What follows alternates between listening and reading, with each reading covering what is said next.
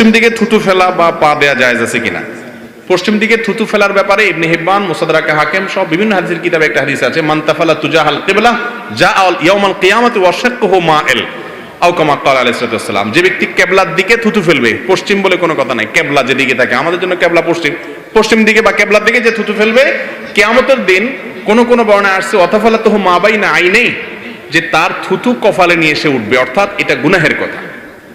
এজন্য ইচ্ছাকৃত কিবলার দিকে কি করা যাবে না, থুতু ফেলা। আচ্ছা, এই জিনিসটা কি আমাদের খেয়ালে থাকে বলেন? থুতু ফেলান দরকার, ফেলে দিছি, পশ্চিমে গেছে না পূবে গেছে, উত্তরে গেছে না দক্ষিণে গেছে, কারো খেতে গেছে না গায়ে গেছে, দেখার কোনো খবর নাই। মুসলমান এত বেদিশা হবে না, বেহুশ হবে না। মুসলমান যা করবে হিসাব করে করতে হবে, কারণ তাকে জান্নাতে যেতে হবে। এখন থেকে হিসাব করবো তো ইনশাআল্লাহ। এটা গুনাহের কথা, এই গুনাহটা অনেকে জানে না। যে কোন দিকে থুতু ফেলে দেয়, আগে ফেলেছেন সেজন্য আল্লাহর কাছে মাপ চাইবেন, সামনে যেন আর এটা না হয়। পশ্চিম দিকে থুতু ফেললে কি হয়, খুব ভয়াবহ একটা বিষয়। আল্লাহ তাআলা আমাদেরকে বাঁচার তৌফিক দান করুন। তাহলে কোন দিকে ফেলবেন? থুতু ফেলার জন্য সবচেয়ে উত্তম এবং সুন্নাহ হলো নিজের বাম দিকে নিচের দিকে, নিজের বাম দিকে নিচের দিকে যদি ফেলানোর জায়গা থাকে। বাম দিকে পরিবেশ নাই, ডান দিকে ফেলেন, তবে নিচের দিকে ফেলবেন। যদি কেবলা সামনে থাকে কেবলার দিকে ফেলবেন না, অন্য কোনো দিক থাকলে সামনে ফেলতে পারেন, অসুবিধা নেই। তবে সুন্নাহ হলো নিচের দিকে ফেলানো।